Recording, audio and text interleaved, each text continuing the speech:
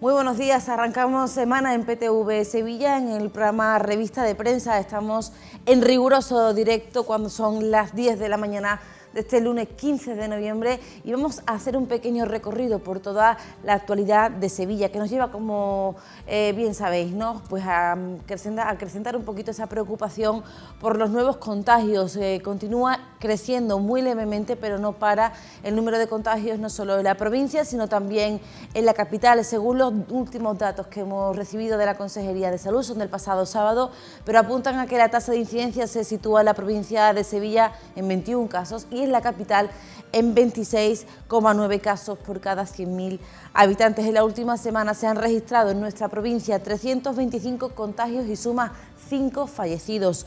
Los especialistas no quieren hablar de una sexta ola, prefieren hablar de pequeños repuntes y que la actualidad sanitaria no es mala en la capital ni tampoco lo es en la provincia, pero aún así piden a toda la población que seamos prudentes. Y es que tenemos que contarles que, a pesar de que lo llevamos avanzando durante muchísimo tiempo, que son situaciones que se han dado no solo en la capital, también en la provincia desde el principio de la pandemia. Este fin de semana la Policía Local de Sevilla ha tenido que cerrar 3 establecimientos en la ciudad porque no se estaban cumpliendo las medidas COVID y en estos lugares había unas 400 personas acumuladas.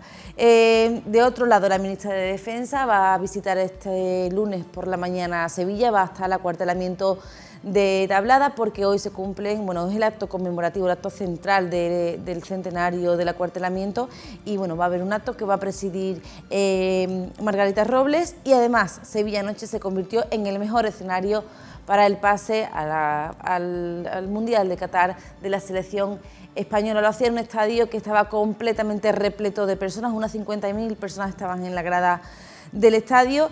Y parece ser que la selección española dejó muy buena sensación de boca, no solo a todos los que estaban allí presentes, sino a todos los aficionados y a todas las personas que lo disfrutamos desde casa. Esto vamos a comentarlo, vamos a avanzarlo, vamos a ampliarlo enseguida, pero la actualidad nos lleva a otras muchas cosas y los periódicos de Sevilla, como no podían hacerlo de otra forma, abren hablando pues de esa victoria de España. Vamos a empezar por la portada de ABC, que lo lleva casi en portada completa. Vemos cómo Morata celebra el gol que dio el pase definitivo a la selección. España logra en Sevilla el billete al Mundial de Qatar. La selección se impone a Suecia con un gol de Morata en el minuto 86 que desató la euforia en las gradas del Estadio de la Cartuja. Además, con tintes políticos en la cabecera, el Tribunal de Cuentas da por perdido 5 millones del saqueo de los ERES. Declara prescritos 7 de los 31 casos juzgados hasta la fecha y constata la complejidad de recuperar el dinero malversado por los gobiernos socialistas. Cambiamos ahora de portada, nos vamos hasta el Diario de Sevilla, y es que Sevilla lleva a España al Mundial. La selección logra el pase al vencer a Suecia con un gol de Morata. En la imagen vemos al seleccionador dando las gracias al público del Estadio de la Cartuja, que hizo magia y llevó en volandas al equipo. Él mismo ya confesó el pasado viernes que quería un estadio lleno y lo ha conseguido. De otro lado, el Ayuntamiento estudia endurecer la normativa de ruidos de los bares. Los aparatos que miden el sonido quedarán instalados para realizar comprobaciones continuas. Se hará un nuevo mapa de zonas saturadas. Además, la Junta no descarta medidas especiales por el COVID.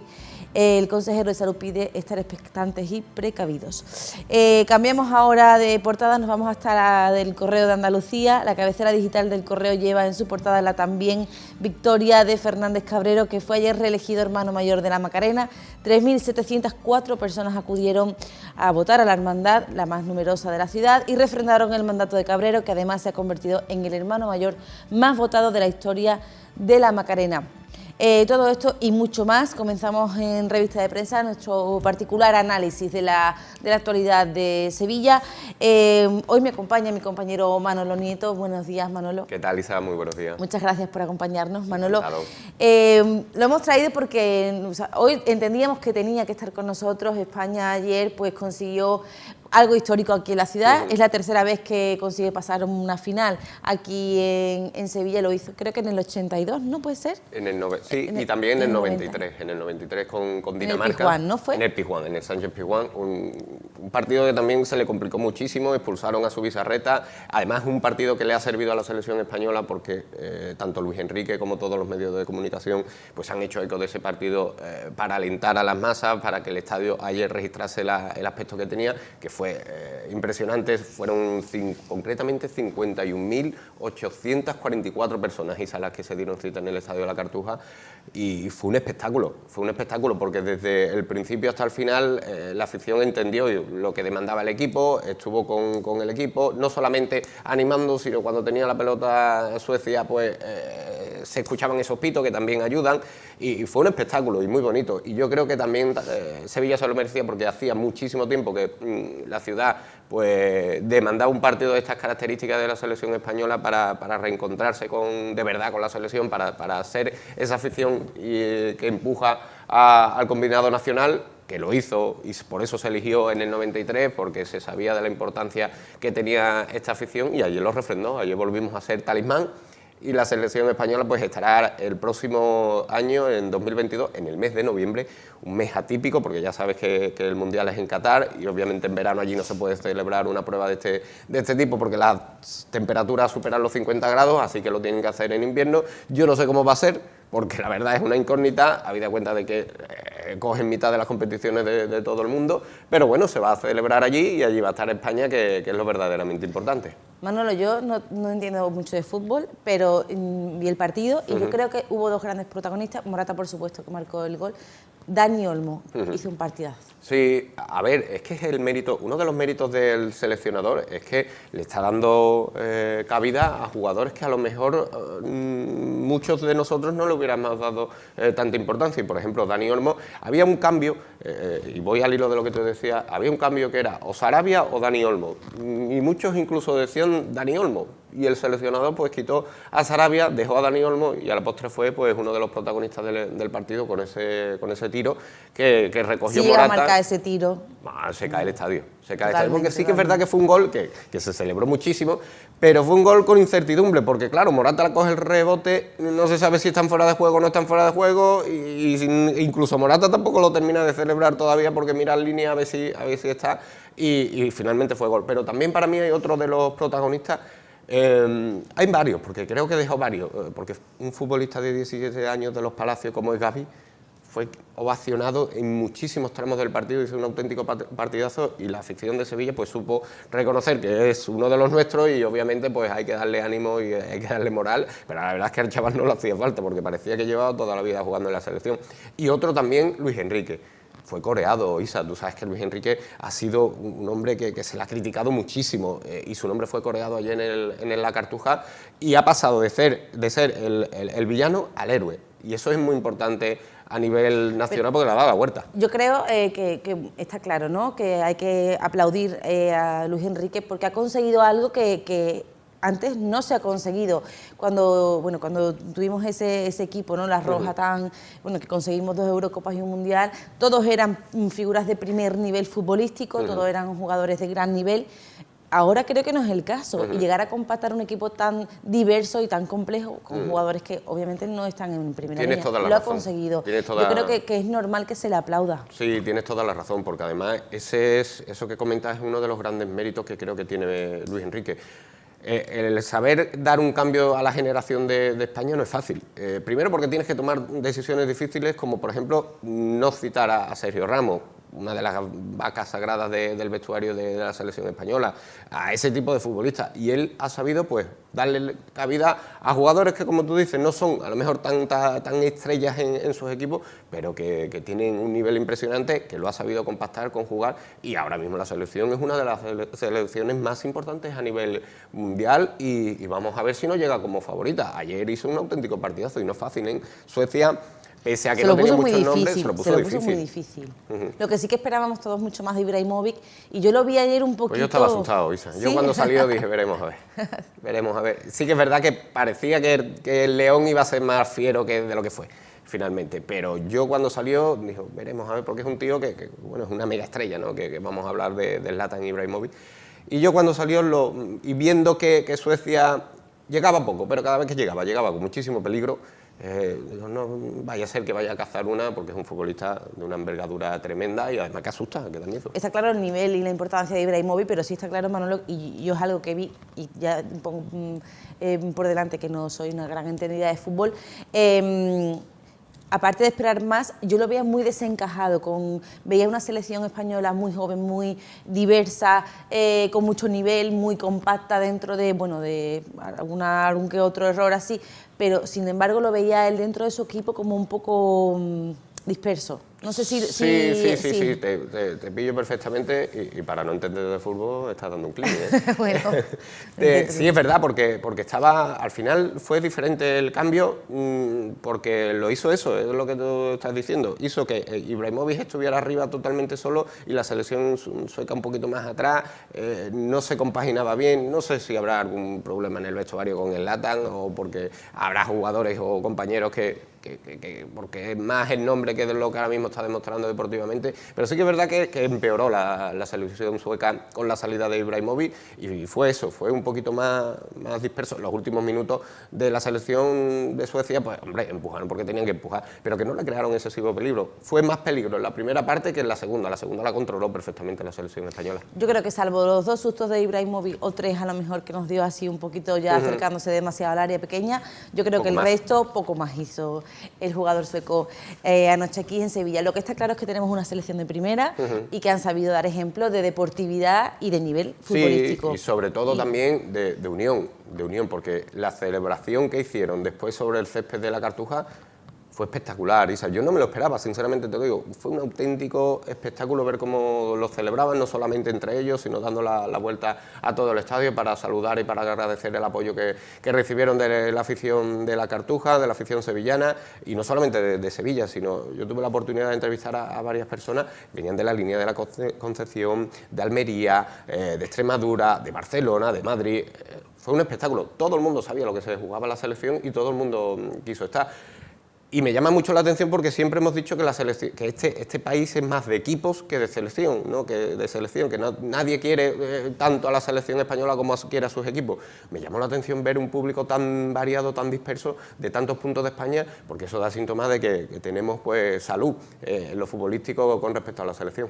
Leía un titular esta mañana que decía: la Cartuja se convierte en uno de los templos del fútbol español. Sí. Y yo creo que anoche se demostró y se vio que Sevilla es una gran anfitriona. A ver, el convenio que ha firmado la Real Federación Española de Fútbol con la Junta de Andalucía, no solamente para nosotros, para los medios de comunicación, que nos va a dar una vida tremenda porque va a albergar muchísimos eventos, sino también va a ser muy importante en cuanto a lo económico y al impacto que va a recibir la ciudad y sobre todo al aficionado andaluz, que ya te digo que es mucho de fútbol, va a poder tener aquí muy cerquita, a 1, 2 horas, 3 horas, como mucho, pues un partido de un nivel tan brutal como el que se vivió ayer. Es que estamos hablando de una cosa muy importante, que es clasificarse para un mundial, para un mundial.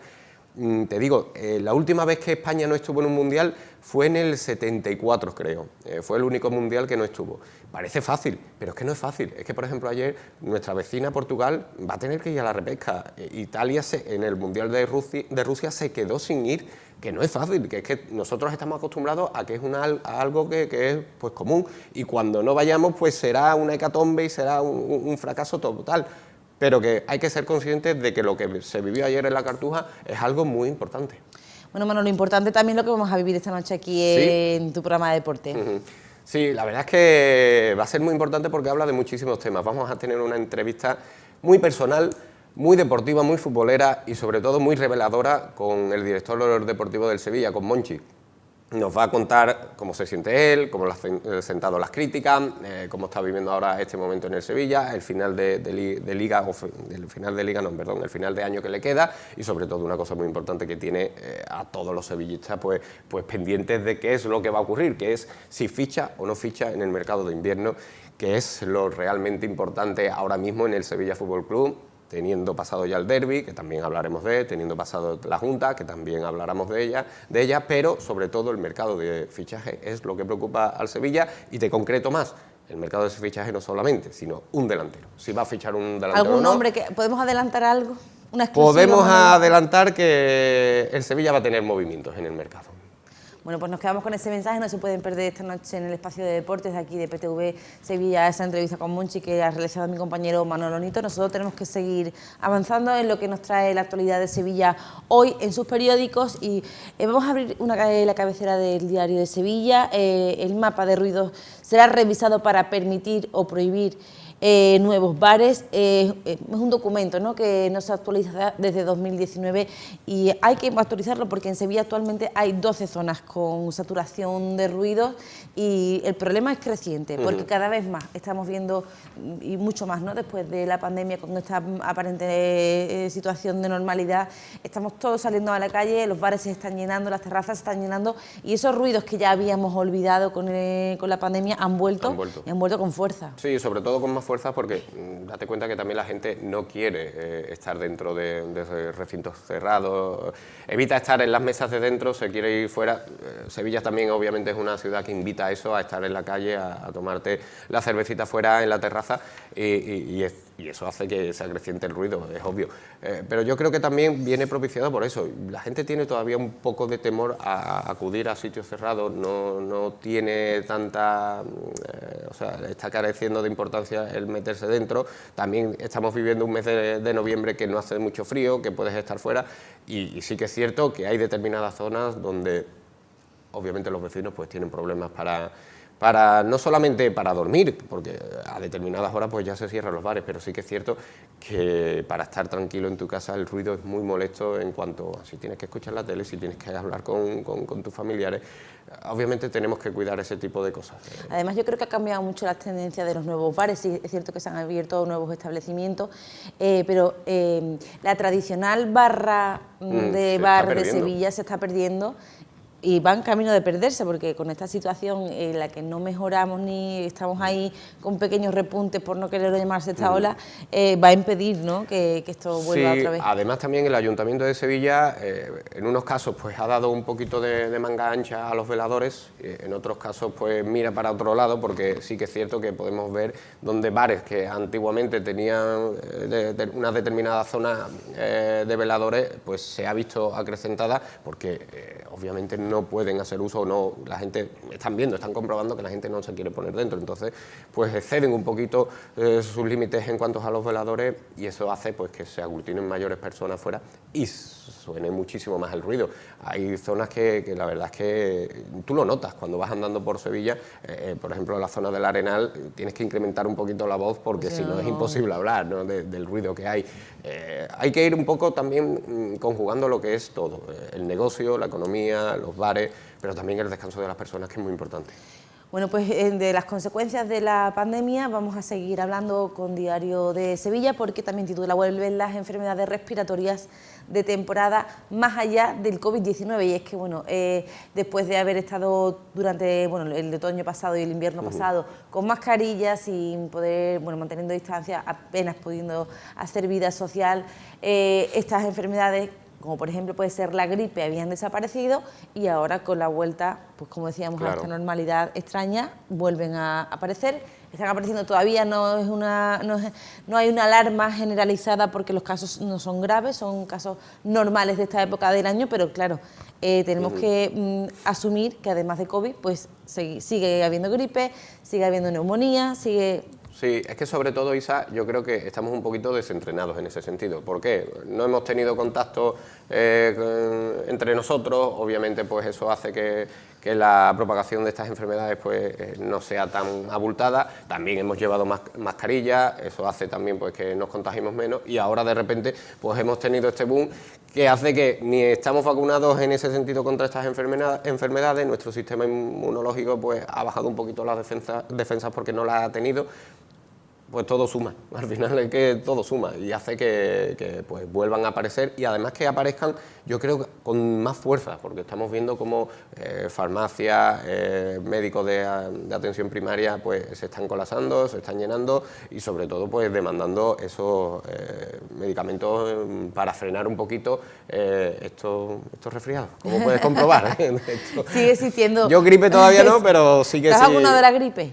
De la gripe no me he vacunado, fíjate, por eso te lo digo, es verdad. Y además tengo el caso de muchísimos amigos que están igual, que les ha venido y que están bastante tocados con el tema este del resfriado. Además que es muy difícil, ¿no?, distinguir ahora mismo lo que es una gripe de lo que es una congestión, de lo que puede ser un posible COVID, pero tienes las vacunas del COVID. Sí, eso sí, no las 2 vacunas, y hace poco para una entrevista también con el Sevilla me hice un PCR, así que... Estás tranquilo, ¿no? Pues eso es lo más importante. Bueno, al hilo de lo que hablábamos del COVID, ¿no? Vamos a continuar hablando, lo vamos a hacer ahora con la cabecera digital del Correo de Andalucía, y es que en su portada lleva que la Junta no descarta nuevas medidas para frenar la pandemia. El consejero de Sanidad no quiere hablar de sexta ola, parece ser que son pequeños repuntes, no obstante, no descarta reunirse en esta semana o la semana que viene para que se vuelvan a implantar medidas si es que fuera necesario para frenar pues cualquier posibilidad. Afortunadamente, Andalucía es de las comunidades autónomas españolas con menos casos de contagio, con menor tasa de incidencia. No hablamos de las cifras que se están dando en el resto de Europa, afortunadamente. Todo esto tiene que ver mucho pues con esa vacunación, con ese proceso de vacunación, pero es muy importante que el resto de personas que no están vacunadas, hay gente que no se ha vacunado aún, que no entendemos cómo es posible que después de todas las evidencias científicas que tenemos en nuestro entorno no se hayan inoculado, pues que esas personas se vacunen. Totalmente. Hombre, no vamos a ser alarmistas comparando con los números de Europa, porque creo que también es lo que tú has dicho. Hay una salvedad muy importante con respecto al resto del viejo continente, y es que nosotros sí tenemos un índice de vacunación muy alto. Y eso hace pues que no estemos viviendo medidas como, por ejemplo, la de Países Bajos. Países Bajos, Isa, ahora mismo tiene restricción en los locales, tiene horarios y tienen muchísimas medidas para frenar que esa sexta ola a ellos no les afecte mucho más, porque les está afectando. Ellos ya están en la sexta ola y están en un momento también pues de restricciones. Nosotros vivimos una cierta normalidad.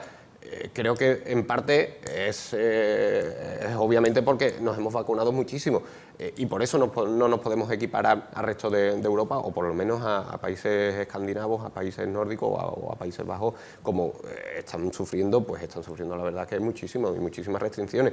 De ahí que la importancia que sigamos con los registros de vacunación y a quien le vaya tocando que se vaya poniendo la dosis, porque es muy importante. Y es que no estamos hablando de una cosa baladí. Es que tenemos una Navidad ahora mismo... Estamos a 40 y pocos días de la Navidad, sí, de Nochebuena. Y la tenemos que salvar en ese sentido, y no solamente por la economía, sino por nosotros mismos, por la libertad que estamos disfrutando. Y ya no solamente eso, es que como lleguemos sobre todo con esa poca conciencia, puede peligrar el tema de Semana Santa y Feria también, en las fiestas de primavera de aquí de Sevilla, que obviamente estas Navidades van a ser una prueba de fuego para ver si se puede dar o no se puede dar. Bueno, vamos a esperar ese último parte de la Consejería de Sanidad, que lo tendremos a lo largo de la mañana. Sabremos cuál ha sido la incidencia en estas últimas 48 horas, ya los últimos datos, lo decíamos al principio del programa, siguen creciendo, y sobre todo a nivel en la capital, ¿no? Estamos en 26,9 casos por cada 100.000 habitantes y bueno, esperemos que esas restricciones nunca lleguen, porque volveríamos otra vez a limitarnos y ya no solo por nosotros a nivel social. Yo creo que todos somos conscientes, ¿no?, del parón económico que ha supuesto la pandemia para muchísimas personas en Sevilla y en Andalucía y en España, y no queremos que se vuelva a repetir. Por eso vamos a ser precavidos para poder vivir una Navidad lo más normal posible. Vamos a hablar, porque tenemos una última hora, y es que esta mañana un conductor ebrio ha volcado en la zona de la Cartuja. Es un chico de 27 años que triplicaba la tasa de alcoholemia. Ayer lo hacía otro en la zona de Alcosa, que duplicaba la tasa de alcohol permitida. Manolo, esto parecía que también había desaparecido. Sí. Con la pandemia, las restricciones y el toque de queda, la gente había dejado de salir y de consumir alcohol y luego ponerse al volante. Sí. Y parece ser que hemos vuelto otra vez a caer, a tropezar en la misma piedra. Sí, nos hemos pecado mucho tiempo gratamente sin tener que contar ningún tipo de esta información, y ahora pues está volviendo a aparecer, y es que parece que bueno, los viejos hábitos Hay algunos que se han ido olvidando, pero otros no, y este es un peligro muy importante, ¿no? Que no se produzcan este tipo de cosas, porque es que pone en peligro a muchísimas personas, no solamente a la del conductor, sino a todos los viandantes. Las imágenes que estábamos viendo hace un rato eran imágenes que hemos cogido, fíjate, hemos cogido del Twitter de Emergencia Sevilla. Y bueno, el coche ha quedado completamente siniestro, no se entiende cómo, o sea, el conductor ileso y un acompañante herido leve. Sí, además nos ha dado tiempo, fíjate como la tasa de incidencia, de incidencia ya con el COVID, la tasa de alcoholemia, verás, por ahí hay reconocidas discotecas y ese puente pues es muy reconocido. A mí me llama la atención que sea tan cerca, si va con la tasa de alcoholemia, que sea tan cerca de la discoteca, lo que te hace pensar que bueno, es que no estaba en condiciones absolutamente de nada, si es que supuestamente salía de ese local, ¿no? Fíjate, es que ha recorrido muy poco trayecto cuando ya se ha habría que producido analizar también la velocidad a la que claro, circulaba, que también es importante cuando saber. tú vas con esa tasa de alcohol en sangre, tú ya no eres consciente de la velocidad a la que vas, ni sobre todo los movimientos de los coches no los mides, obviamente un peligro. Bueno, pues la actualidad en este fin de semana también nos ha llevado hasta la Hermandad de la Macarena, y es que bueno, su hermano mayor ha sido electo de nuevo ayer, bueno, en este caso Fernández Cabrero será el que continúe al frente de la Hermandad Macarena durante otros 4 años. Bueno, ha sido unas elecciones muy dispares, pero sí que es verdad que este hombre se ha configurado, Fernández Cabrero se ha configurado como uno de los hermanos mayores con mayor voto de elección, con mayor elección de toda la historia de la Macarena. Nos alegramos mucho, le damos desde aquí nuestra más sincera enhorabuena y nosotros tenemos que despedir el programa porque nos quedamos sin tiempo para más. Vamos a volver mañana con muchísima más información, no se pueden olvidar esta noche de Espacio de Deporte. ¿No? Que no se pueden olvidar, que no se olviden, que nos vean, Isa, que nos vean. Esta noche Monchi aquí con mi compañero Manolo Nieto pues hará un recorrido sobre la actualidad del Sevilla. A las 8:30 toda la información de lo que está ocurriendo en Sevilla, toda la actualidad con los informativos con mi compañera Matilde Aguilar y un poquito de entretenimiento de 6 a 7 en Sevilla TV. Muchísimas gracias y nos vemos mañana a las 10 puntuales aquí en PTV Sevilla. Buenos días.